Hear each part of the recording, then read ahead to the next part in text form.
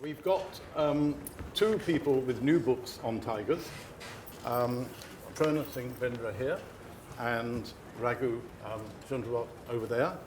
And we've got Prerna is a well-known journalist who has written extensively on the subject and has also been involved in conservation, working probably unwisely for the National Board for Wildlife and other government committees. As a journalist, I sympathise with that, and we're going to come to that later. Raghu Chundawat, who is literally one of India's most distinguished wildlife and conservation experts and academics. And he's done a book on his research in Prerna National Park, which isn't only a story of conservation, it's a story of how he was persecuted by bureaucrats in the Forest Service and in the government and other bits who were determined to try and silence you. And then we have the lady who is the best known of us all at the at Jaipur literary festivals, Ruth Padel, who's a famous poet. She's opened at least 2 Jaipur Lit Fests, one here last year, I think, and one here in the festival hall a few years ago, when there were demonstrators trying to stop us do the opening, and one in Jaipur itself. But she has also written a book on tigers, with what I call a rather dragonish tiger on the cover, but she assures me it's what Himalayan tigers look like, and no doubt we'll hear about that. And this book goes all over the world, so we've got a great panel. And we've got one of the most urgent problems to discuss of the modern world. We all think about tigers and the leopard problem being poaching, because that's the most easily written about and the most easily understandable, and that it's a crime and it ought to be stopped, and that China's mainly responsible for wanting tiger bones and tiger skins for various well-known reasons. But it's a much wider problem than that, which gets more serious and broader as development goes on, because the increasing development eats into tiger and other animal habitat. Aggravation gets started. The wildlife doesn't have the prey in the forest, which get diluted to feed on, so they go and raid animals, and then you have demonstrations, and now the mobile phone and social media encourage groups and mobs to gather, and then you get more social unrest. So it's a much wider problem than is often thought, and that's what we're going to explore in the next hour. Raghu, let me start with you. Let's just lay the groundwork out so that we can explain what it is we're talking about. How many tigers, how many leopards? I saw a story the other day that more than a leopard a day gets killed. Yeah, the total is 200 in 2018 so far this year. So the tigers, the leopards, the elephants, and put it in context. Poaching is a major problem, and one of the title of my book is Rise and Fall is dealing with the fall of the tigers. And more recently, what we're losing population is mainly from the poaching. And I was reading recently that a statistic which says that we're losing leopards, 1 leopard a day now. That's the rate. But leopard power is still stable, because it's a large population can sustain that kind of level of poaching. But the tigers, we have serious problem, because we're talking about 2,000 tigers, 2,200 tigers in India. When we started our tiger conservation program in '73, first census when we did, we had 2,500 tigers. So we almost there. We have kept the numbers intact. We have not able to manage to increase the number of population. Because the general picture is that it's declining. It did go down to about 1,400, I think, and then went back up, or were those figures not accurate? Well, that was, yeah, no, they were reasonable. You can believe reasonably on them, but 1,400 was because they were not in first year when they did the census. They were not able to cover the whole of tiger habitat, and so all of a sudden the jump from 1,400 to 2,200 is because they were now able to cover more of the tiger habitat. And of course, in 1973, it was one of the good things that Indira Gandhi did as a prime minister. She's often criticised for many other things she did, but one of the things that she's most remembered for, I think, by people in your world, is what she did with the wildlife. Yeah, no, I think India has got it's a political will. You can talk to any politician or prime minister, he will not say that we don't want to save tigers. There's such a pride. But what action they do is different. But in '73, Indira Gandhi, we gave a a law which is, I think, maybe the strongest legal framework for the wildlife management in the country. We have given money. India spends maybe about 70 or 80 million dollars on tigers. Forget other wildlife. And also there is enough technical know-how. There are scientists, there are management experts who can deal with the issue. It's not that it's not possible. Some of us may not be very happy with this 2003 numbers because we think the kind of support or political will be provided, we should have maybe about 6,000, 10,000 tigers. Do you want to put a figure on what it should be or could be? Yeah, that's what I'm thinking, because we got about 300,000 square kilometer of tiger habitat.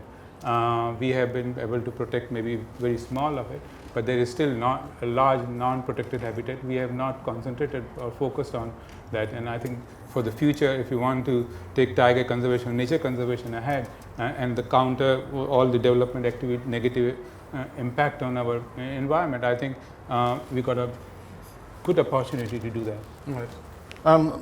Prerna, let's just expand on the fact that it's not just poaching, but it's infrastructure development, declining habitat.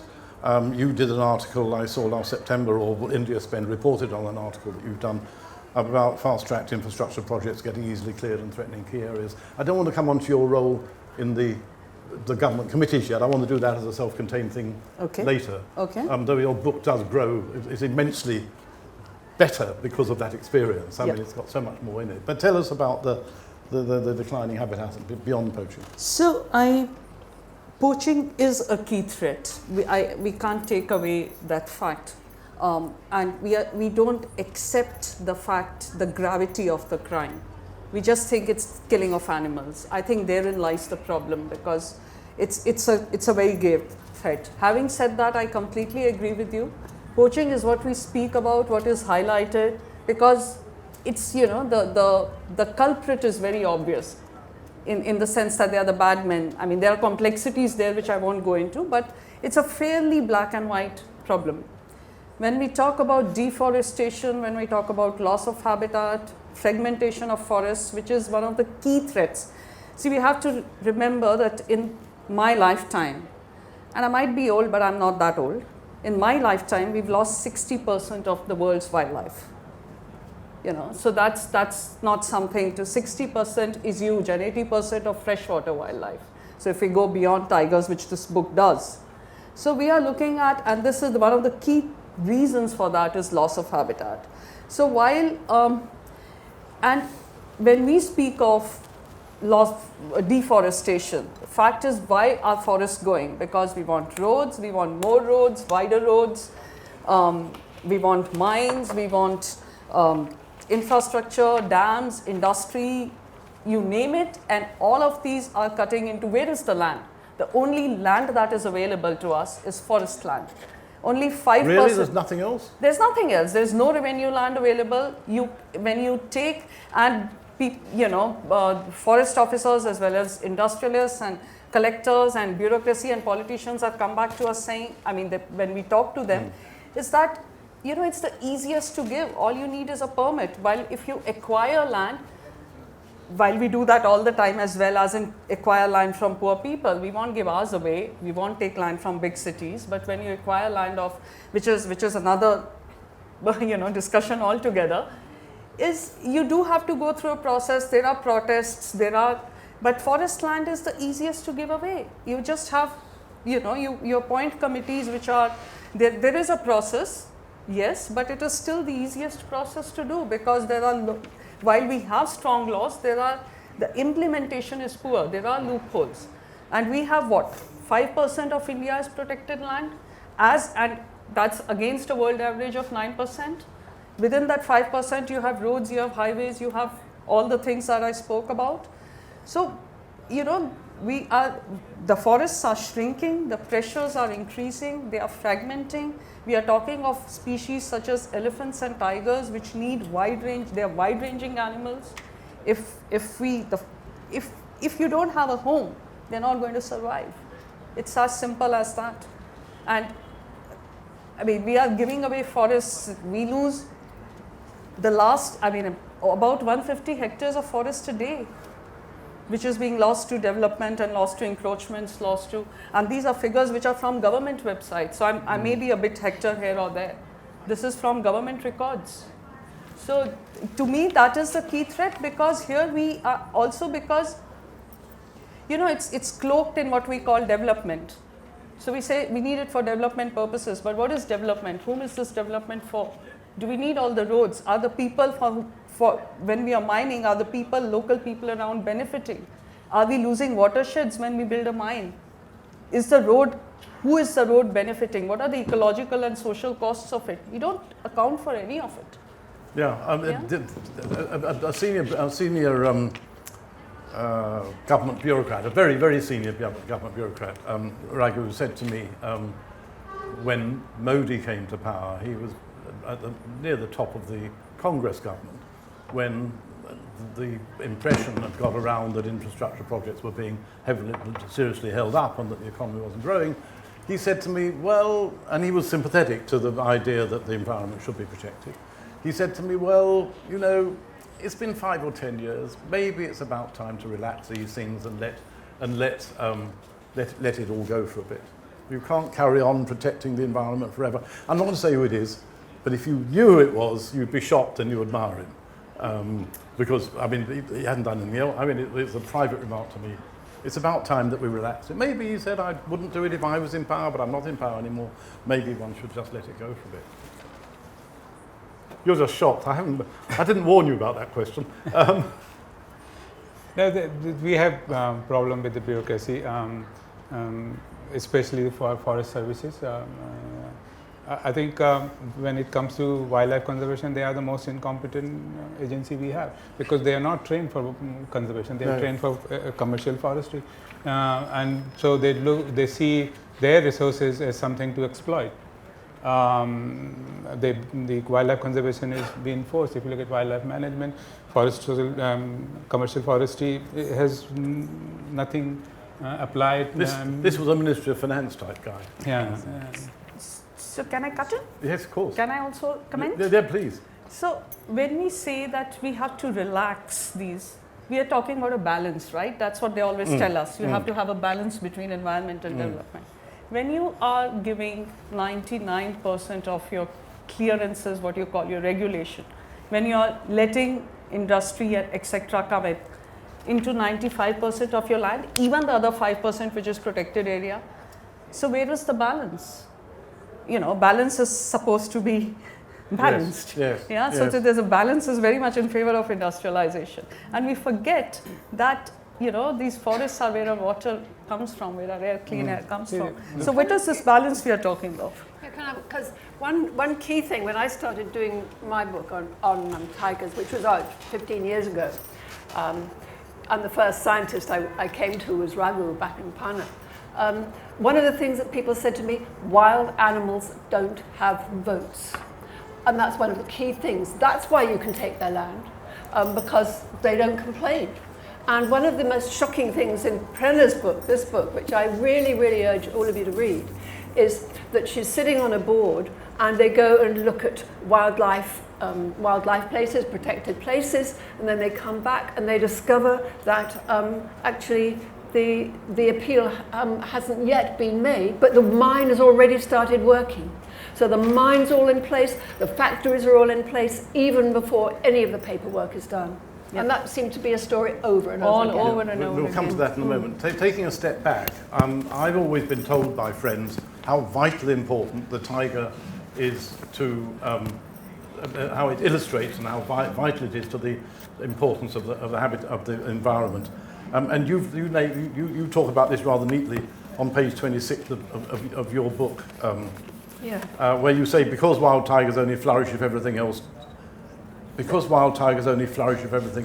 from ungulates to plants is okay, they're the sign of a healthy forest. And then absolutely, yeah. Well, this is also talking about something called trophic cascade. I don't know has anybody heard the phrase trophic cascade? Trophic is the Greek for nourishment. So this is the cascade when nourishment from a forest or from any environment starts to lose. Because wild tigers only flourish when the forest is all right. From plants to animals, they are the sign of a healthy forest. The ancient forests not only regulate rainfall and they reduce the greenhouse effect for everybody, that's humans included, they hold Asia together. They are the watersheds of the river systems. They regulate the water flow after the monsoon. They stop the soil eroding. If they were to disappear, the great monsoon-fed rivers, the Ganges, the Brahmaputra, the Mekong, the Irrawaddy, would rampage like demons. And crops would disappear, millions would die of famine and flood. So the forest and the river are interdependent. And people, as well as tigers, need them both. And the great biologist, tiger biologist Ulrich Karanth said, the ecosystem is like an aeroplane. We are all in it. We can go on taking away the rivets that hold it together and keep the plane up for a while. No one rivet will decide where and when we crash, but ultimately, one rivet too many will bring us all down. Thank you. Raghu, you were going to say something just then, and I... No, the reason why the diverting lands and all, because when you talk to bureaucrats, they think that keeping this forest just as forest is costing them. Because they see it as a land, resources which is not giving them money. By giving them for mining, it will bring the resources. That's why they do it, and that's why I say that it's the reason I have a problem with our agency who's dealing with wildlife conservation or our forest resources is that mindset. Let's come on to your book, The Rise and Fall of Emerald Tigers, and the tale of how the tigers vanished from, thank you, the tigers vanished from Panna. So tell us briefly, because it's a long and fascinating story, and I do recommend this. It's got some marvellous chapters which tell you about life as it really is. Tell us why and how quickly, briefly, the tigers vanished from Panna, and then go on to your own story, which shows how bureaucrats, I think most of the Forest Service, undermined progress, undermined you, harassed you, banned you from the forest, removed your jeeps, removed your rights of movement almost, and you didn't give up. Well, I'm not the first, and it's not only happens in India, it happens all over the world. I have colleagues in the different parts of the world. They're much worse off. I had several cases, revenue recoveries, we went to Panna to see a declining population, to understand what's causing the decline, so we learn from it, and so we can put on a halt to it. But when we went there, opposite happened. We worked very intensively with the management and very friendly management, and we collared some of the female tigers, and because when you're monitoring them regularly with a radio collar and you're almost there every day, it provides individual security to those individuals, and those females bred successfully, and we had a great recovery. But the moment my relationship with the forest department and that goodwill which I had fell apart, my permissions were withdrawn, tigers were not really collared, and these females had not had that security which was provided through this research. Within 4 months, 5 months, we lost all those female tigers, and finally we lost that. But since then, they have introduced in this same team, different leadership, they introduced 6 or 7 tigers. In another 10 years' time, we are back to the same numbers. But in the process, what I had a front row seat of the total extinction of the population, and the book is about what we can learn. It's not so much of what poaching caused it. Poaching was allowed because we had an incompetent system to deal with it. But it's about the politics of conservation, and that's something which we have to deal with. But the recovery of populations, the rise, again, gives you a good sense that what India is capable of. If you look at success story around the world, despite I'm very critical about the forest department, but if you see around the world, there are a lot of success stories, conservation, not only conservation, but all sectors happening in India. If you compare it with developing or developed world, India is way up there. It's right up there as far as success stories are concerned. In India, we think India is doing badly. Yeah, so somehow negative stories comes out of India, but if you look at snow leopard, if you want to see snow leopard anywhere in the world, it's in India. If you want to see red pandas, you want to see the lion population from 12 to now we have 600, we have too many of them. Rhinos, you go to some of the parks, it's like a cattle, highest density of lion in a small area anywhere in the world, not in Africa, it's in India. You talk about rhinos, highest density anywhere, it's in India. You look at 25-30,000 elephants in India. We have serious problems also. There is the other side of India which is ready to destroy all this. So it's a big challenge, and we need a very competent management system. Unfortunately, we don't have. And what happened to you with the bureaucrats? What? Well, there are. I mean, they turned on you. They didn't want you to carry on with the work. Yes. The thing is that when you There's have one chapter here, which is there's an entire chapter on this, but mainly because the system somehow attracts mediocrity. Yes, sir. Yes, boss. Those are the people get into the system, and if you're not part of that system, then it comes with a vengeance with you. And the science in wildlife science in India entirely dependent on the goodwill of the forest department. If you don't have that department, that goodwill, you don't exist. So you can have false cases filed on you, revenue recoveries, permissions are cancelled, you out of all the committees where decisions are made.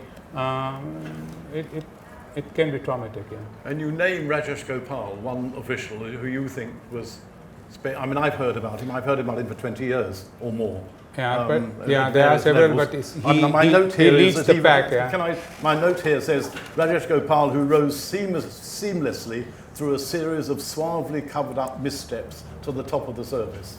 No, definitely. He'd been head of the policy making position for a long, more than a decade, and some of the very flawed thinking because of his substandard science followers have put in the legal system, and that can be disastrous because like Bakor and buffer system, it become mandatory for tiger reserves, and I think some of the buffers can be a serious problem, and he put in that.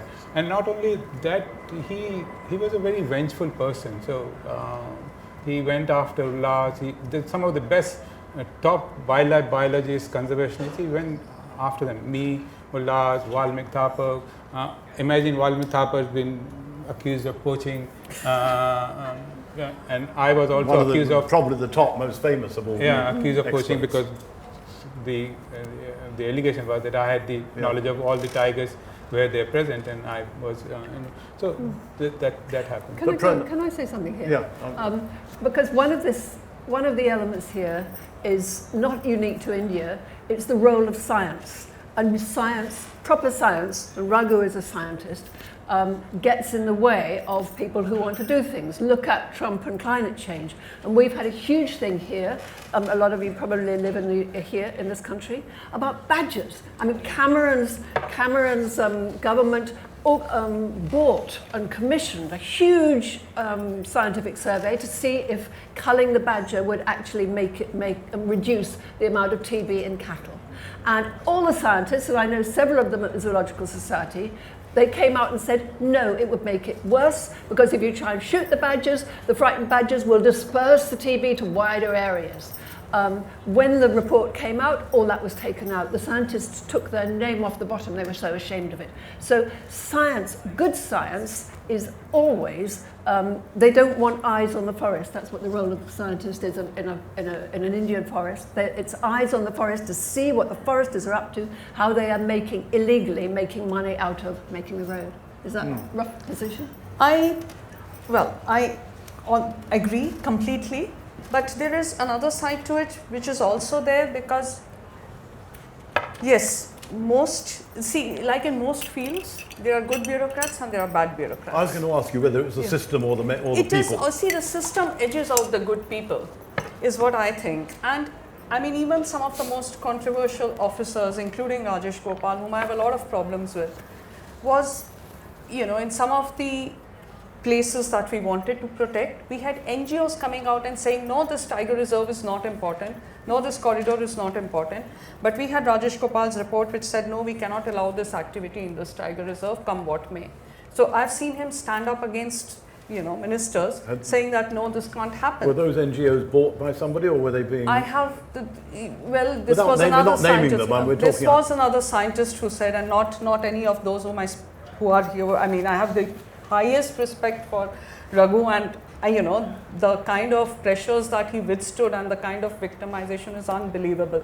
And still, but all I'm saying is, there are good people and they are edged out of the system. I'm not naming names, but the few good officers that we have are not allowed to operate because the system whatever the system is, I think all of us come from countries which are bureaucratically, the system crushes your spirit. So I've seen the finest of forest officers who do a lot of good work in their little kingdoms, as you might call them, or their reserves. And 3 years and they're booted out, 6 months and they're booted out, and the whole thing falls apart. It may take you 3 years, 5 years to build a... That's what happened with Padel. Yeah, and as he said, it had all built up, and then this thing comes in. And because he's there, people don't want their, they don't want eyes in the forest, as you said, because... So yeah, I agree. That's the only thing is, like, there are good people and we have to work with them. Somehow we have to figure out ways, how do we make conservation work in this maze, in this system that we are saddled with. I've just looked up some of your problems in your book. This happens to be Rajesh Gopal, but it could have been anybody. Accused you of having a hidden agenda and labelled you as anti-system. Anti-system. And they seized your research equipment and your Jeep, allegedly for entering the park at night. They didn't release the vehicle for ages. You just couldn't do the work. No, the work came to an abrupt halt. But coming to that point is, I believe that if we had the correct system, the same officers could have done much better job. The forestry is not the way to take the wildlife conservation. They are not. And the biggest example I can tell you comes from New Zealand. What New Zealand went through in the 1970s, or late 60s, 1970s, they were the 5th largest, strongest economy in the world. Oil prices go up the sky. They had serious problems. They looked into how to recover the money. They started exploiting with the forest, because they had a very commercial forestry system looking after all their natural resources. They went after it. 10 years, they realized that's not the way to do it. They dismantled the forest department, then created a Department of Wildlife Conservation. Everything changed, and we know that. There are several examples like that. It is possible in India, and I think in India, the recovery of tiger population, the success stories, if you look at it, despite all the problems, it is possible to do it. And the one thing which I wanted to bring to you is that if you look at the numbers, I was saying that 2,200 is still very small. But it's not the tiger number which is the great success, conservation success for the tiger is concerned in India. It's where they have managed to hold on to do. So if you look at the distribution of tigers all over India in past 100 years, tiger is still intact in all those. And not in that number. Those days we may be having 40,000 tigers. Now we have 2,200 tigers, but they are still present all over. So if you want to recover the population, it can spread like a fungus growth, and it can cover the distribution once more. It's much easier rather than having 2,000 tigers in 2-3 patches. Then we would have lost all the genetic pool and things. It is possible, but we need a drastic changes in our thinking. We have about maybe 505. See, the success story comes from because we have opted for a very easy solution to it, which is a very exclusive conservation model where you set aside an area, create a protected area, remove all the problems, and then we definitely there will be success. We are not able to even have the uniform success in our protected areas. Now, whatever success we have to take advantage of our success. We be so busy with our problems and threats that we forget our success stories and don't take advantage of our success. When we have tigers coming out everywhere, we need to be prepared for, or have a plan for our success story. That's the key we're looking at, and that's why we're looking at tiger conservation outside our protected areas, which are not protected, and that's where the communities come in, and we need a parallel conservation model. We need in India hundreds of conservation models. We stuck with one conservation model. If you compare it with the other thing is that to compare it to other countries. So if you go to Africa or in UK, the land is owned by diverse people, private owners hold forests, communities, NGOs, government, corporate, everybody owns forests. So they can go and do conservation on their own ideas and expertise. So you have several different conservation models going on simultaneously. In India, entire forest is owned by one agency. If it's successful, this will be the very easiest thing we have. But if it's not, we have the kind of system, we really struggle because the whole of India suffers. But that we need to change, that we need to have several conservation models. Thank you. Prerna, just moving on, the government appointed you in 2010 to the National Board for Wildlife. I'm not sure whether to congratulate you or sympathise with you. But you've got a huge amount of experience, which is in that book, and I've worked for government in Hong Kong for 3 years, and I know how fascinating it is for a journalist to cross over and discover the chaos of government. But you did both. That must have been a problem in itself. But tell us what it's like to work with these guys. So to just give you a brief, the National Board of Wildlife is the premier policy-making body on wildlife in India.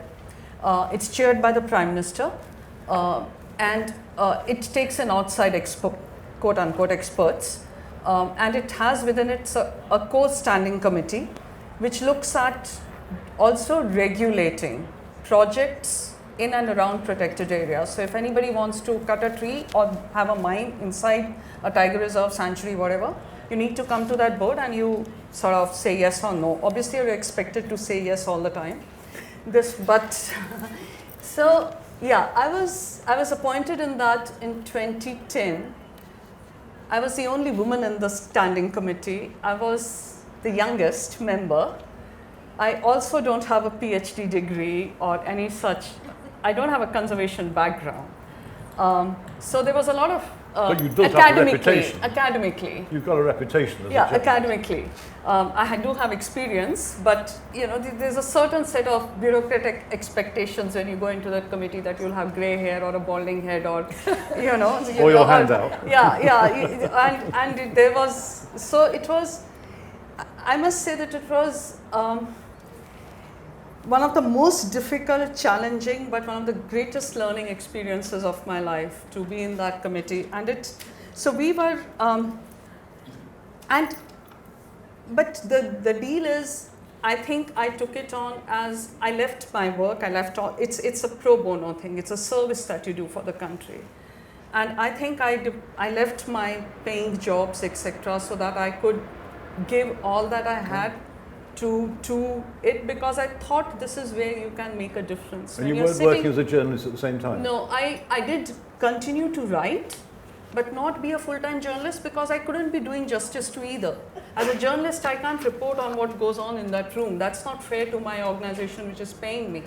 And if I write on it, I'm not being fair, because whatever happens is in confidence. Having said that, I use the media to put pressure on things which I couldn't write about.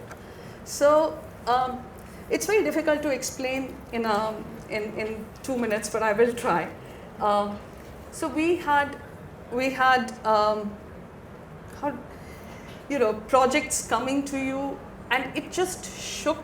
I was shaken, because you have people needing permission, as we now have in Panna, a dam inside Panna which will drown Panna Tiger Reserve, which is in the heart of India, which will drown 30% of the tiger reserve, effectively finishing the reserve. You had, as Ruth said, when I would go to the field, I would discover that permissions were still not given, but the road had already started, half the money had been spent.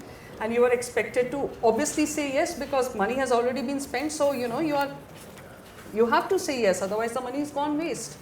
We had 2 days before the meeting, we had the agenda come to us, which had 80 such proposals, which you are supposed to study. And obviously, if you are saying no to something, you have to have very sound reasons. This place is very important. This has this endangered species, and therefore we must not go ahead with it. And you cannot just say it. You have to have very sound data. And these guys do make it difficult for you. But having said that, I think we did managed to say no to a few very critical projects. We worked together. I think all of us in the committee worked together. And also we were able to create a few protect areas for tigers. But it's degenerated. Well, it's been degenerating for a long time. We now have only 1%, the India Spend articles that you speak of.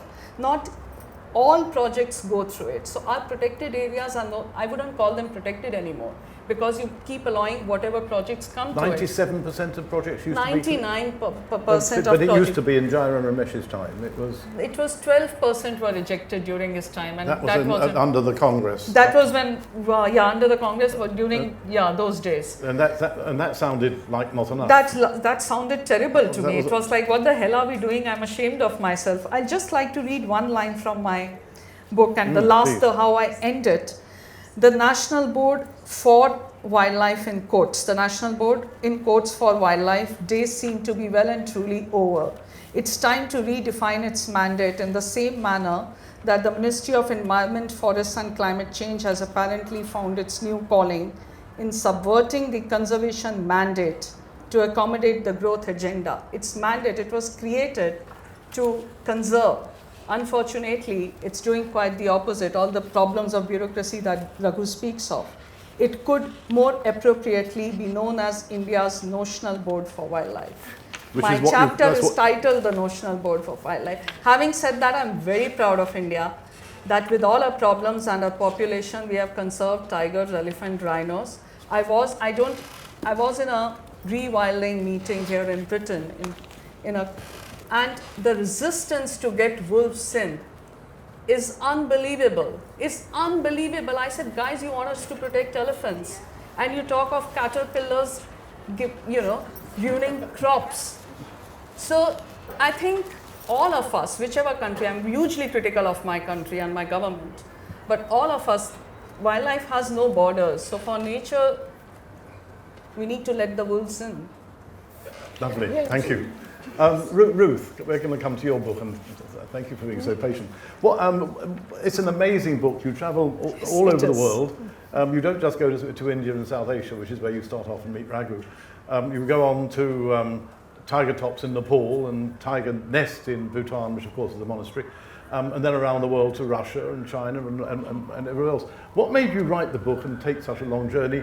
I have to mention there is an absent character who keeps entering your thoughts throughout it. Yes, but tell us how it started and why you did it, and it's an amazing journey. Well, thank you. I mean, the trigger was ending a relationship, and it's rather like Helen Macdonald's book, H is for Hawk. Perhaps I ought to say a little bit about my background, as my grandmother was Darwin's granddaughter, and I grew up with conservation in the bathroom. There were there were magazines called Oryx in the bathroom, and so I thought this is a good thing to go. So I went the first tiger park I ever went to was Periyar, and I was on a holiday, and perhaps we might get on to tourism after this because it's I went to Periyar, I walked through the forest with a tribal man, we saw a sloth bear, we nearly saw a leopard take a boar, and we saw elephant in the lake, and I was hooked, and I thought I could write a book on tigers. And then I had to write the book, and I put a proposal, and this is very expensive to go around all the tiger range things. So having a story about a failed love affair was a great, the publishers all leapt on it, saying, yes, yes. And you reward the publishers, because this comes in every now and again throughout the book. I opened the book, it fell open, and there was this page that said, I met him in the coffee bar, and he said, I felt dumped. So yes, so there's a narrative there, but it was, you know, it cost. I got those were the days. I got an advance of £50,000. It seems impossible now. No publishers are in the mess just like tigers are. But I spent it all going around each of the countries I went to. So I went to, you know, I had to go to the Far East. I went to China, Russia, Siberia, Korea, all that stuff, Sumatra. And I tried to go to 2 places in each one, and I tried to do several things in each place. So I wanted to read poems because I'm a poet, because I wanted to get a sense of the symbolism of the tiger in the culture. I wanted to talk to foresters, I wanted to talk to proper scientists, and I wanted to talk to the sort of NGOs, and I wanted to see 2 different habitats in each place. So, and Val McTappar, who sat me down at the end in his Delhi house and said, Ruth, you are going to find out from all your informants what is the system, going back to Raghu's question, of what is the system of forest government in each of the places you went to. So email wasn't very good then, and I had to, I wasn't. So I had to go back to all the people and ask them exactly in China, in Russia, what was the system of government. And that was really important, you know. It really sort of directed my thinking. So it wasn't just impressions. It wasn't just what the symbolism is. It was how this works. Yes. And one big issue I came across was in every country, whether it was Bhutan or Nepal or anywhere, is compensation. Because if you live beside a whole lot of herd of elephants, they are going to destroy your crops over and over again, and then you might not have any money to feed your family, to live. If you're going to live beside animals that can kill you, your babies, your dogs, your cows, then what do you do? So the system of compensation is vital. And while I want to sort of extrapolate this again to this country or to Scotland, I was talking about tigers in the Highlands of Scotland in a zoo, and there was a wonderful man there who had actually been out in the Far East of Russia. And so I talked about it, people talked about it, and then, but when questions, within 5 minutes we were talking about, guess what? Badgers. Because those were the animals these people lived with, those badgers, they're chickens. And it's the same problem. And the great sort of biologist, tiger biologist George Schaller said once, the problems of conservation are universal. The solutions always have to be local. So what I want to flag up is 2 things. The people who live beside these animals, the systems of compensation, and how much do they get from having to live with these animals. And which country were you most impressed by? Well, of course, India has but apart the most. From I have to say that the system in Russia is the oldest system of preservation. After all the men went to the front and were killed in the front of the Second World War, that let up on the shooting of tigers there. And then the tiger scientists said to the government, we have a chance to protect the tiger is going to go, it's coming, the population is coming back now. So they instituted, on the model of Yellowstone Park in America, a system of what they call zapovedniks, in which science was at the center. So there's a little room for a scientist in every forest department, which is not the case in India. So that was an impressive system, but, you know, my God, and even now, I mean, now is worse, but even then, 15 years ago, there was poaching rampant. The man who showed me around in his big shiny Jeep, I heard later that he was one of the worst people for poachers, you know, so you can't trust anybody. They had a very good, perhaps another thing we might talk about, which comes on to elephants. We haven't spoken much about elephants, but you're in Assam, or these people who are protecting an elephant. Brilliant. You have in each place a small team of people. When there's a conflict between a tiger or an elephant and the people who live there, you send in the tiger team, you send in the elephant team, see what you can do, see how you can negotiate, calm the feelings down, and get the animal out of there. That's a really important thing. I'm under pressure to do questions, but we've got to cover tourism, so we're going to do tourism and then we'll open it up. And before we do tourism, literally in half a minute, Which country do you think is best at it, Raghu, internationally? Well, I think if you look at tiger conservation alone, we look at subcontinent has done wonderfully well, even including Bangladesh. What he has done with limited resources and the pressure they have, significant.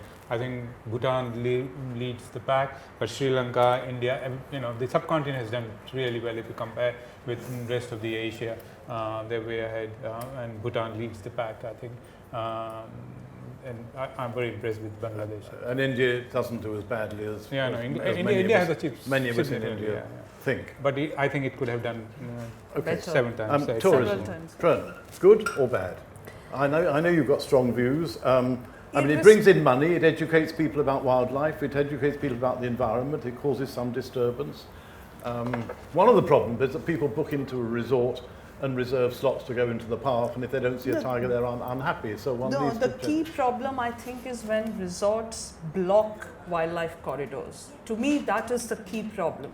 That is because you have, and one of the reports for which I got a lot of flack for was because I wrote on the ill impacts of tourism in Corbett Tiger Reserve, which is one of our most famous tiger reserves. There is a line of the most horrendously designed resorts which are a wall between the tiger reserve and the forests which are actually contiguous to it, and access to water. So there is no way that elephants, leopards, tigers or any other animal can access water or cross, and there are ill practices such as baiting, etc. And of course we crowd tigers and all of that, but to me the key problem is, again, you can't block, and if you can't, the placing of resorts has to be proper. My problem is not tourism. We need good tourism, controlling of which the is development. responsible, which benefits the local people, which doesn't kill the quote unquote the product it is selling. We need that kind of tourism. We need responsible people doing it, but we do not need the irresponsible tourism, because we don't need one more layer of pressure on wildlife. That's an approval system, like the infrastructure. It's the same problem as the infrastructure. In one sense, I mean, if you need to see, we can't. So we have small reserves. We don't have reserves as big as Africa or America. We have small, so we can't think that we'll just do so you'll have bureaucrats say we'll go to Africa and we'll follow that model. No, because Africa has parks which are 20,000 square kilometers. We are 300 square kilometers. We don't see tigers except in few parks which are like Panna and Kanha, which are more meadows. So so if you don't see tigers, fair enough, see birds. There's so much to see in our parks. Yes, that's one of the problems, I think, in India. I lived there 25 years, is that people don't realise when they go to a resort the immense amount of things they can do as well. You've seen a sloth bear, you've seen 3 species of deer, you've seen some 100 species of birds. I've not seen anything. Why? Because I've not seen a tiger. Yeah. Raghu, you've got a new, the last point before we open up, you've got a new idea on tourism, which you've been making 1 or 2 speeches on it elsewhere in England while on your visit. So the problem is that the way we run wildlife tourism, it's not following the conservation principle. It's not designed, encouraged, or promoted as a conservation tool. The way we run it, it's like going to Taj Mahal. You go select your hotel of your choice by price or your interest, buy a permit, go see Taj Mahal and come out. There is no conservation. And same you select a hotel, buy a permit, see tiger, come out or don't see a tiger. It doesn't do any conservation. It's not designed. It's not. So now we have done what we have done in the protected areas. We can't change that. And to then question because tourism is grown with market forces, it's done like that. We can criticize that and how we do it separately. But tiger to survive in these protected areas, we need to expand its tiger range. Instead of having 4 or 5 or 6 or maybe 10 tiger reserves where you can go see tigers, if we have 100 places to go and see tigers, tourism will not be that much of a threat, and that can only be done in non-protected areas. Now, how can you have tigers next to your communities? So the idea is these communities has to be the primary beneficiary, not the tiger. If tiger has to survive, it has to be with the communities, and the bring in communities, it is left in outside protected area conservation from the participation from the community is volunteer. That it is ethical, it is environment, it's good for. Why should they? Because they are in forefront of the thing. And if you look at the economy of our rural tiger habitat is in negative. The minor forest quality is going down, the income from the forest for them going down, agriculture income going down, no labor is available, so it's down. So we want people on our side, and how can we bring them on our side? Is bringing them cash in hand. It's required. Look at the election results in India. Simple things, very basics, toilets, 3,000 rupees, 12,000. Simple cash has the people have, rural India has looked at. And tourism, I think, can double or triple their income if we can do it right. If the community is the primary benefit, and then use this cash in hand to generate desired behavior changes in the community. And to get them to be happier living. And then once you have these, see the problem with the communities are voting on caste, religion and all this. The moment they start voting on their environment issues, the politician is on our side. So my model now where I have started working is that bringing cash in hand with people, because these people are so poor, they are living now. Their vision is only about 2 days or 3 days. If they have to cook food today, tonight they need food, fuel wood now, they have to go to forest. If the forest is not accessible, they will go steal from somewhere else. You have to provide that cash. They have not received the 7% growth rate benefits, have not trickled down to that. And tourism has the potential. Tourism in one way, because I am now a tourism professional and I know the values it can have. Though we can criticize the tourism has not done conservation, it does provide. So in four tiger reserve where we did a study, we realized that it generates about 20 million pounds for the local community, and 55% goes to the local community. But it is not intentional. It's default. If I am running my lodge anywhere, even in Delhi, I will be contributing to local economy that way. Yep. So, but it's very limited. In 10 villages where there is, we need to expand that. And I think tourism is one way. There are several models. We have examples in Africa where livestock and wildlife, they have been able to live and benefit from both. The cattle income from the cattle ranches were going down. The moment they brought in the wildlife quality has improved. Their income from the cattle has improved. So there are several models. It is possible, and I think in India is amazing country where everything is possible. Indore, I can give you an example. Now in 2 years' time, it's the cleanest city of India. And I went this time. I lived there with the camera to look around, to photograph one polythene bag on the street, and I couldn't find for 4 days. Wow. And it has happened in 2 days. We're 2 not years doing time. Barrett. So India is capable of doing. They look at the education turnaround in Delhi. Now it's the best. So it is possible. It can be done. I should have explained, which I didn't, that Raghu runs with his wife Joanna, who's here in the audience, a resort near one of the tiger things. So he knows what he's talking about from all the angles. We're now going to have a few questions, but we are going to have a poem at the end. So you have a choice. You keep on asking questions for the next 8 minutes, or we stop after 4. Oh, should I do the poem first, and then we can? All right, do the poem first. Okay. So this is. I've got a guy at the back who's watching me and saying questions. I can't remember where it is. I think I know it by heart, but I've forgotten where it is. So maybe you better have a question while I find it. Let's have one question. One question. No questions. Well, can I just ask about the... There's a mic coming. There's 2 questions here. So, when the poem's ready, we'll have it. It was interesting what you were saying about ecotourism being a kind of way forward for India and the way forward for the economy. So what about the kind of environmental economic impact assessments as being a tool that you can make decisions with? How do you do that? They are done.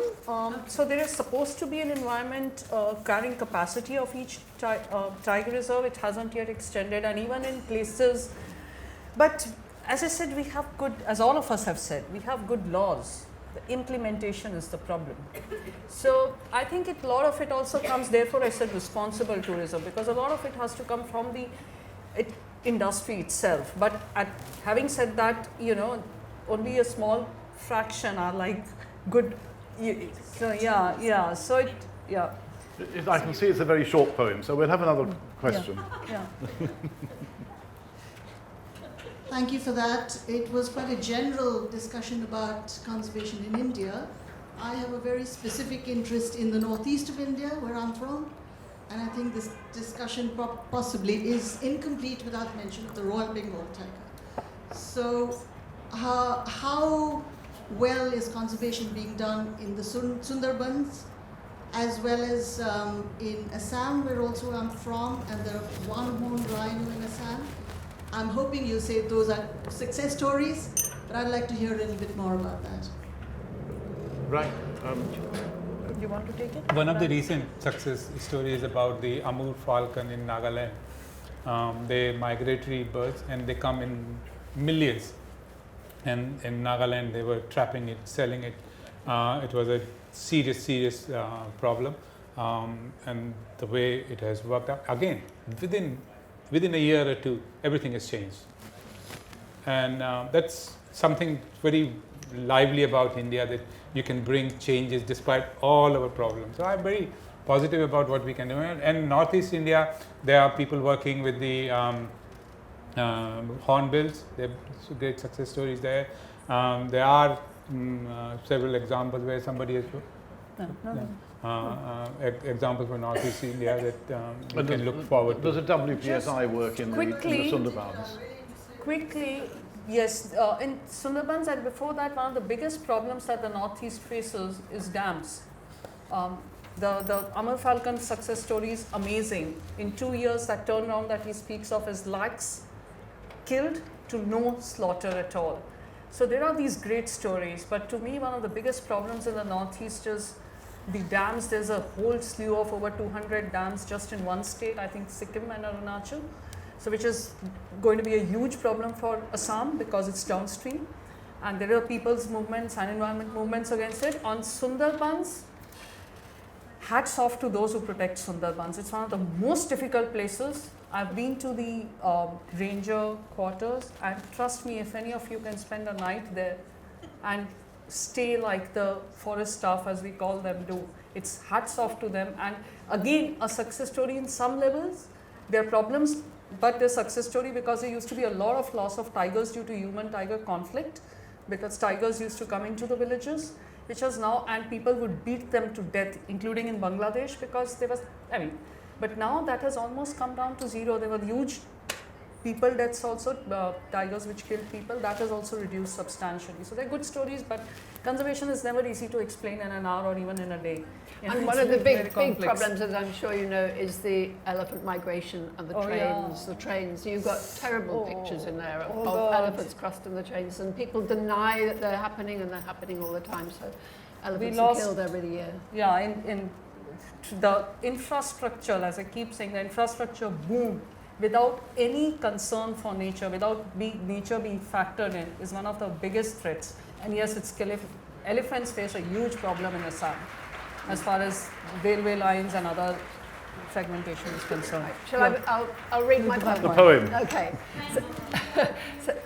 So this is a sonnet, and it's just an image of a completely undisturbed tiger and what it might mean for all of us, because what the tiger is the wild, and the tiger is the wild for us, and we need it to be sort of undisturbed, and that's a very precious emblem to hold in our minds. So it's just called Tiger Drinking at Forest Pool. Water, moonlight, danger, dream. Bronze urn angled on a tree root, one slash of light, then gone. A red moon seen through clouds or almost seen. Treasure found but lost, flirting between the worlds of lost and found. An unjust law repealed, a wish come true, a lifelong sadness heals.